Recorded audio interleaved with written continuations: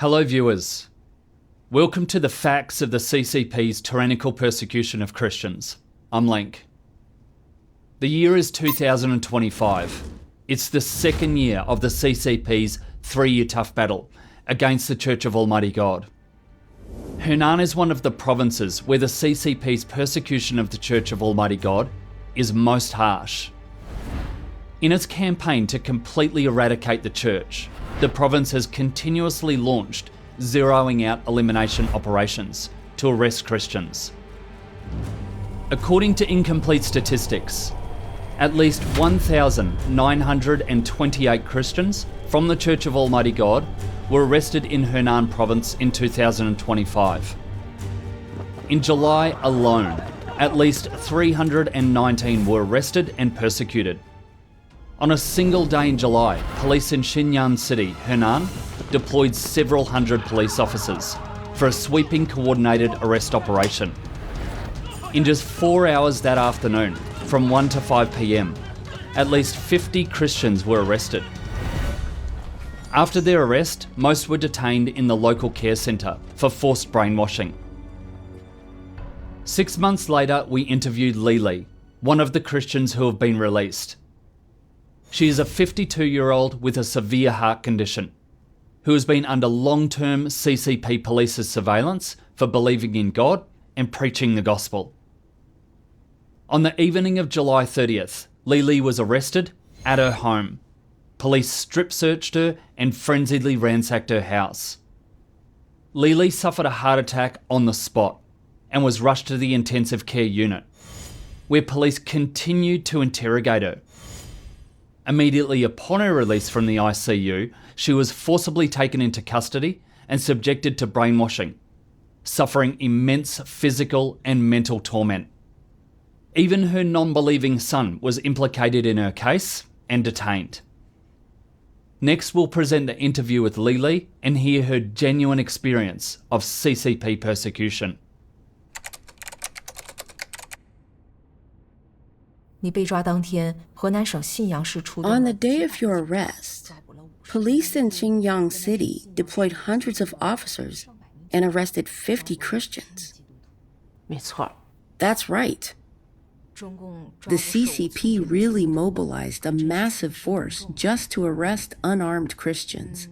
I heard the shock of the arrest caused you to have a heart attack.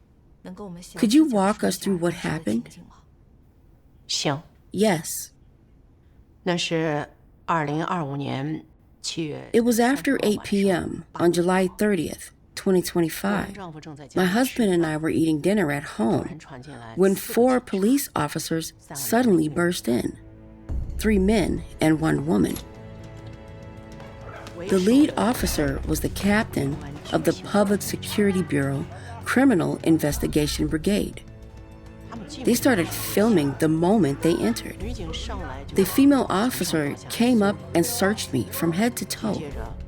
Straight afterward, she took me into the bedroom and ordered me to take off all my clothes. I thought, she's just trying to humiliate me. I refused. But the officer was relentless and kept forcing me to undress. We were in a standoff for about 15 minutes. Ultimately, I had no choice but to remove all my clothing for her to strip search me. She let me get dressed only after confirming I had nothing on me, and then she led me out to the living room. Then, 2 officers each grabbed one of my arms and forcibly pinned me down on the sofa, while the others began to ransack the house without restraint. At that point, I wasn't focused on what they were taking because I couldn't bear the shock and humiliation caused by the police, and this caused me to have a heart attack. I was trembling all over, and my face must have looked awful. In my distress, I needed to use the bathroom, but the officers wouldn't let me go. One of them said, "You can't go. You can soil your pants for all I care, but you're not going." My husband said angrily, "Is this what the Communist Party is like? You won't even let her use the toilet? A little while later, my son, daughter, and son-in-law all rushed over. My daughter confronted the police directly. Is this how the Communist Party treats people? If you were this serious about catching actual criminals, so many people wouldn't have been harmed, gone missing, or lost their lives. As she spoke, she took out her phone and started filming them. The police were afraid of their shameful conduct being exposed, and my family kept insisting, so they finally let me use the bathroom. After that, the discomfort in my chest grew worse, and I was shaking violently. My family repeatedly demanded that they take me to the hospital, but the police refused every time. Only when they saw I was short of breath and on the verge of collapsing did the police finally make an emergency call. When the ambulance arrived, 2 officers dragged me outside, each one holding one of my arms. My son saw how sick I was and how roughly they were treating me, and he couldn't take it anymore. He cried out in distress, "That's my mom!" With that, he pushed the female officer's hand away and came to support me, helping me into the ambulance. When we got to the hospital, I was taken directly to the intensive care unit. They wouldn't let you get prompt medical help even when you were having such a severe heart attack. The CCP police are so inhuman. What did they do to you after you were admitted to the ICU? I had an oxygen tube in my nose, was hooked up to monitors for my blood pressure and heart rate, and was on an IV drip. I didn't even have the strength to speak. In addition to having teams of 2 officers watching me in shifts from outside the ICU, the police also assigned 2 female officers to stay inside the ICU, watching me up close 24/7. They even followed me when I went to the restroom. My daughter was there with me, and whenever we tried to speak, the female officers would immediately come over and keep a close eye on us. There was also a camera on the nurse's station desk in the ICU that was always pointed directly at me. According to the hospital rules, access to the ICU for outsiders was restricted, but the police could come and go as they pleased. They started repeatedly interrogating me right there in the ICU, trying to get information about the church out of me and make me confess my activities as a believer. I didn't respond to them. Just after 9 a.m., the next morning, on the 31st, the Criminal Investigation Brigade captain forced my husband to go home from the hospital and take them to search our house a second time. I later heard from my family that to find evidence of my faith, the police even sifted through a bag of millet, 1 spoonful at a time. They also took 4 cell phones from our home, worth about 13,000 yuan altogether. That evening, just after 8 p.m., while my family was at the hospital looking after me, more than 20 police officers suddenly showed up to arrest my son. It was because the day before, when the 2 officers were roughly forcing me into the ambulance, my son had rushed to help me. The police used that as a pretext to falsely accuse him of assaulting an officer. They claimed he had hit a cop. My son tried to explain. I didn't. My mom was really suffering. I was just supporting her.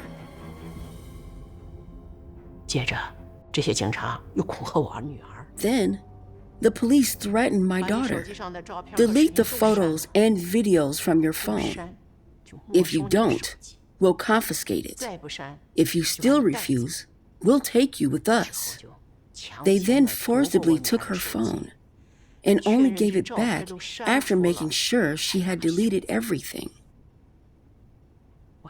My husband had to plead desperately with the police and ask our son to apologize.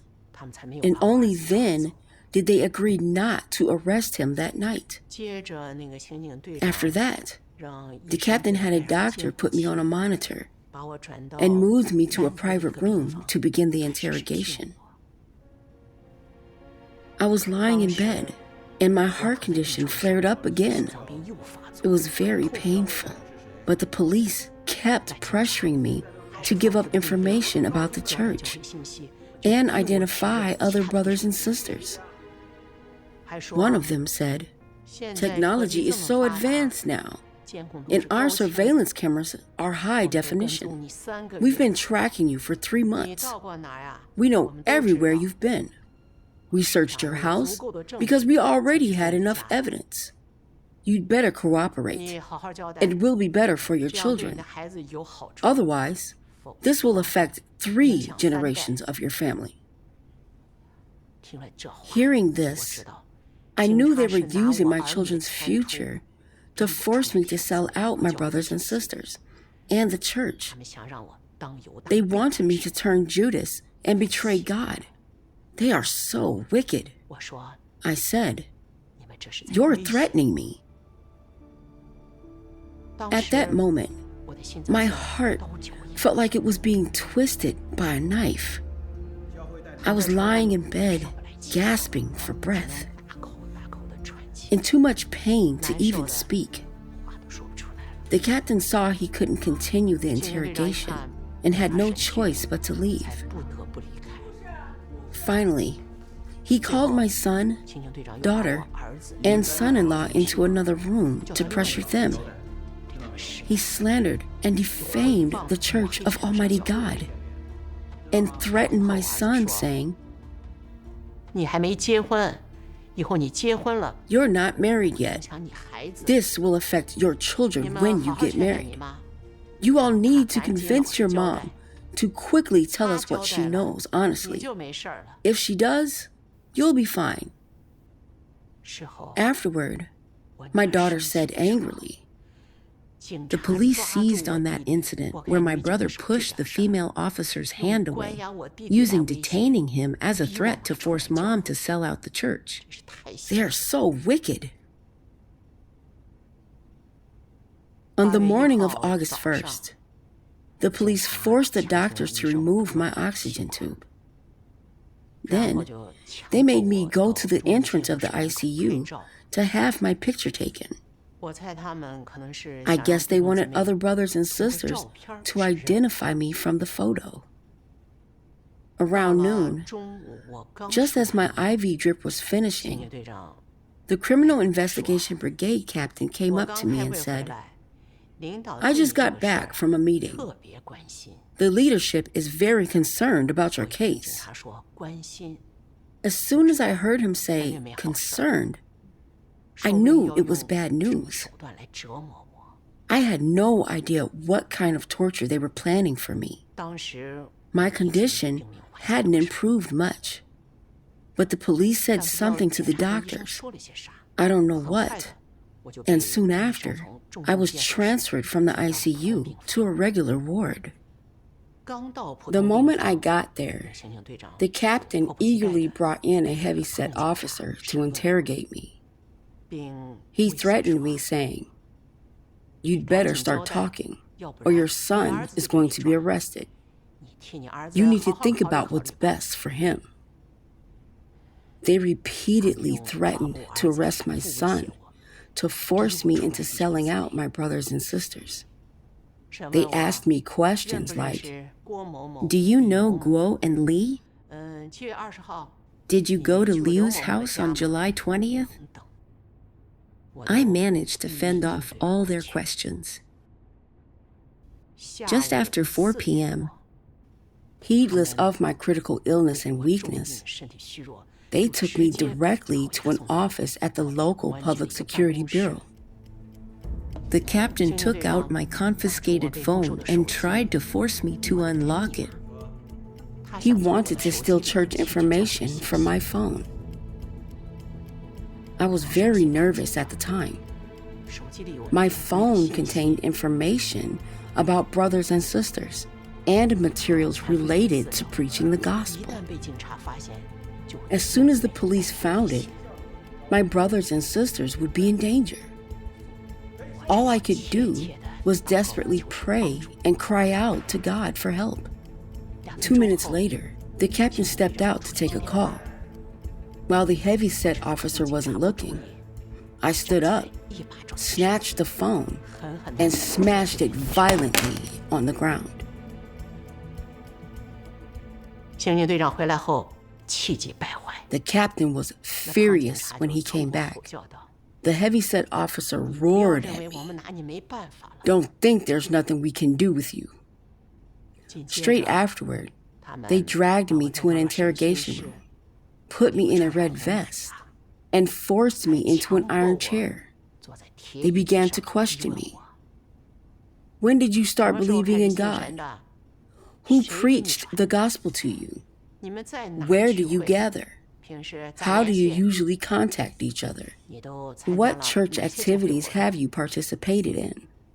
I continued to deflect their questions, refusing to give up anything connected to the church or my brothers and sisters.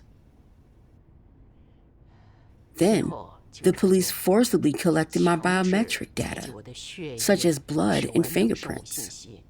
They also took me to the hospital for blood and urine tests, and then drove me through the night to an administrative detention facility in Shenyang City, where I was illegally detained for 15 days.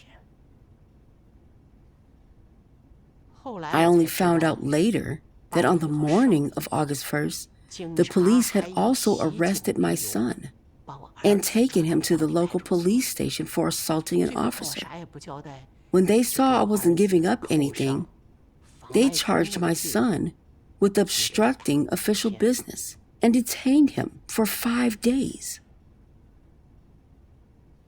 From the moment I was arrested on the night of July 30th, I was under constant psychological strain, in extreme stress, and my heart condition kept flaring up. Your heart condition hadn't even stabilized, yet the police forcibly moved you from the ICU to a regular ward for interrogation. Yes. And then they threw you in an administrative detention facility.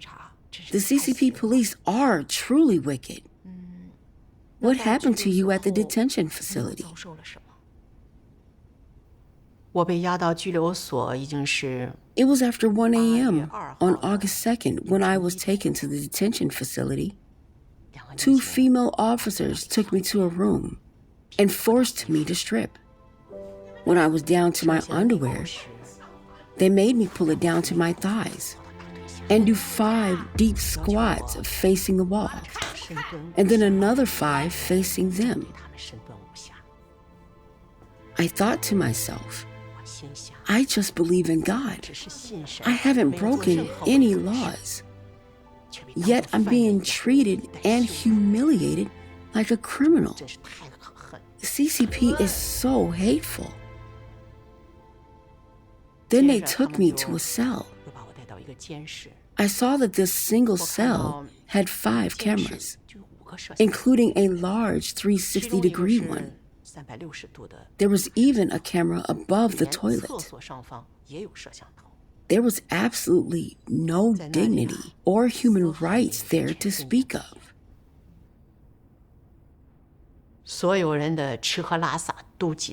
We all had to eat, drink, and relieve ourselves in the confines of that small cell. It was very hot, and they didn't let us shower.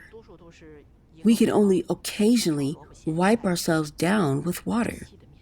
The food portions were tiny. Most meals consisted of a steamed bun, a small spoonful of pickled radishes, and a bowl of watery flour-based soup. On the rare occasions, we got rice or millet porridge. It was the leftovers from the guards' meals. I often didn't have enough to eat. Every night, I had to stand guard for 1.5 to 2 hours. During my shift, I had to stand inside a small square drawn on the floor, without moving or leaning against the wall.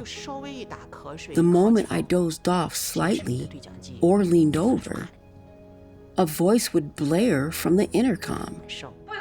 "Don't lean on the wall." The sudden shouting always startled me, making my heart pound. My heart condition frequently flared up in the detention facility, but the police had no sympathy whatsoever and still made me stand guard. Every day felt like a year.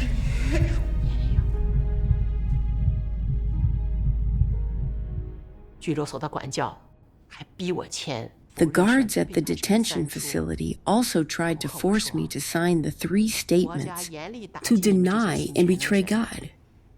They threatened me, saying, "The state is cracking down hard on you believers in Almighty God. If you don't sign, it proves you'll keep believing in God when you get out. In that case, we'll send you directly to a criminal detention center to be sentenced." Recently, 3 believers were sentenced just for refusing to sign the 3 statements. Hearing this put immense mental pressure on me. If I don't sign, will they imprison me? Will they torture me? Will I be able to endure it? I also thought about my son, who had been detained without cause. He's never suffered like this before. Will he be able to endure it? Will the police abuse him because of my faith? These thoughts sent a jolt through me, like an electric shock to the heart. The pain extended from my chest down to my lower abdomen. It was agony.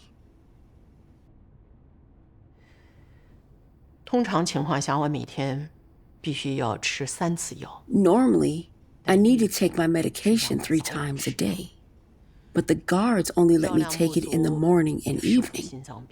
The insufficient dosage made my heart attacks more frequent.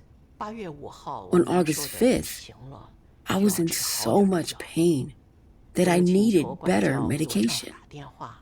I asked a guard to call my husband and have him bring me some more.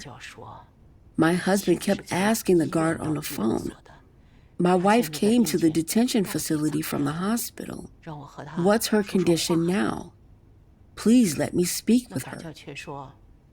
But the guard just said, "She's fine, doing great."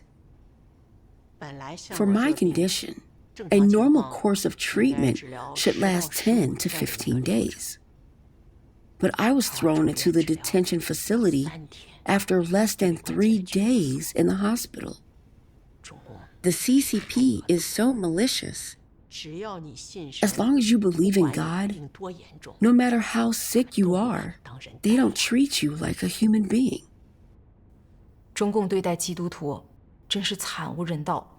The CCP's treatment of Christians is truly inhuman. They have no regard for human life. So what other persecution did you suffer from the CCP police after your 15-day detention was over?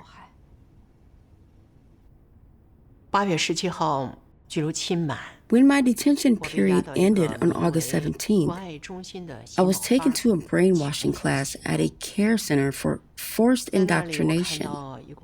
I saw that there were 14 Christians there, including a few brothers and sisters I knew. The CCP assigned escorts to watch us all day and forbade us from talking about our faith. So-called brainwashing teachers bombarded us daily. slandering, and defaming the Church of Almighty God. They forced us to watch brainwashing videos, indoctrinating us with all kinds of atheistic ideas, and made us write reports on what we had learned. They weren't satisfied with the perfunctory reports I wrote, so they made me sit in the front row, right in front of the brainwashing teachers. One of them would glare and threaten us. Do you think you're here to retire? You were all brought here by the police, and there are 3 or 4 officers following you every day. You're not going home until you've been converted. And another thing, she added, you have to pay for your own classes, living expenses, and the salaries of your escorts. That's 75 yuan per day. She even deliberately mentioned my father by name, saying he was the one who preached the gospel to me, and that I'd been a believer for over a decade and was still active. Hearing this, I couldn't help but wonder, have they arrested my father? Are they persecuting him? I was on edge. My mind was racing with all kinds of guesses, and I was so scared that I just tossed and turned at night, unable to sleep. That teacher always targeted me with her questions, and I was on edge every day. After a few days, the combined mental and physical torment left me in indescribable suffering. I kept crying out to God in my heart, God, I really don't want to be in these classes. Everything they say denies you, blasphemes you, and resists you. Oh God, please open a way out for me. Keep me from giving up church information and selling out my brothers and sisters. God, if I ever betray you, may you curse and punish me, making me unable to speak or walk. Just after 6 a.m. on August 21st, my heart condition worsened again. I had severe heart palpitations. I felt weak and limp all over. I was struggling to breathe, and I couldn't walk. I was completely immobilized in bed. They took me to a hospital in Xinyang for an examination, but afterward, they took me right back to the brainwashing class. Later, an official from the county party committee, seeing how serious my condition was and fearing I might die on their watch, finally had no choice but to let my family take me home. As I was leaving, he said, "Get yourself treated, and then come back to finish your studies. You're not done yet." When I got home on August 22nd, my condition was even worse than before. In addition to palpitations and shortness of breath, which were unbearably uncomfortable, my heart felt tight and my legs were numb, making it impossible to walk. I felt like I couldn't get enough air. My family took me to the hospital, and even while I was on an IV drip, my symptoms kept flaring up. I was hospitalized for 11 days, and after being discharged, I had to take a lot of traditional Chinese medicine before I started to feel slightly better. You were so critically ill. And even though they temporarily let you go home so you could seek treatment, they still said you had to return to the brainwashing class for forced ideological conversion. It's clear they weren't going to leave you be. What happened after that? After experiencing this persecution, is there anything else that stands out in your memory that you'd like to share with us? Even after my release, The CCP continually harassed me. They wouldn't leave me alone. Not only did staff from the government's neighborhood committee come to my house to harass me, but the village cadres also ordered my family to take pictures of me and send them to them.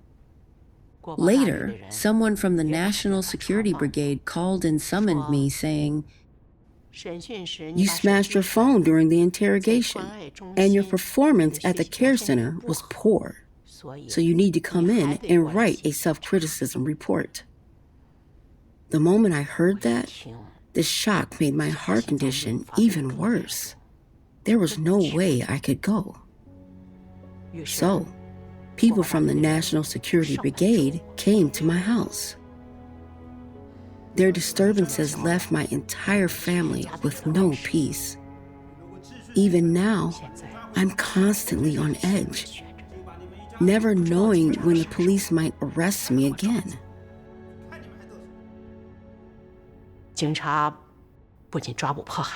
They didn't just arrest and persecute me, they also dragged in my family. My son was detained for 5 days. When he was released, he was so angry he couldn't eat for 3 days. He cried to his sister, "Mom is so sick. She can't be in a detention facility. I'd rather go in her place if that meant she would be okay."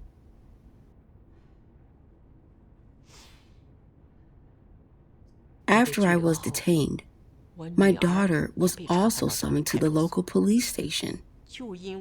Just because my daughter had spoken up and taken pictures of the police when they wouldn't let me use the bathroom during my arrest, the police forced her to write a self-criticism report. The deputy chief of the police station even said to her viciously, "You dare talk back to the police. If I had been there, I would have beaten all of you." The stress from the arrest, the frenzied search of the house, and the sporadic harassment also worsened my husband's coronary heart disease. After this persecution, my husband and children finally saw the CCP for what it is. They said indignantly, "The CCP is just a gang of thugs and robbers. There's no law in China. The Communist Party is the law. Just because you believe in God, they can charge you with any crime they want. They won't let you go, no matter how ill you are. And they can even frame you and make things up. They're completely lawless." They persecute believers like this while proclaiming to the world that China has freedom of religion. It's all just devilish words that trick people. Although Lili has returned home after being temporarily released, the police continue to frequently harass and monitor her. They have not stopped persecuting her. We'll continue to follow and report on her case. That's all for today's program. Thank you for watching. Stay tuned to the new age and stay tuned to the facts of the CCP's tyrannical persecution of Christians. See you next time.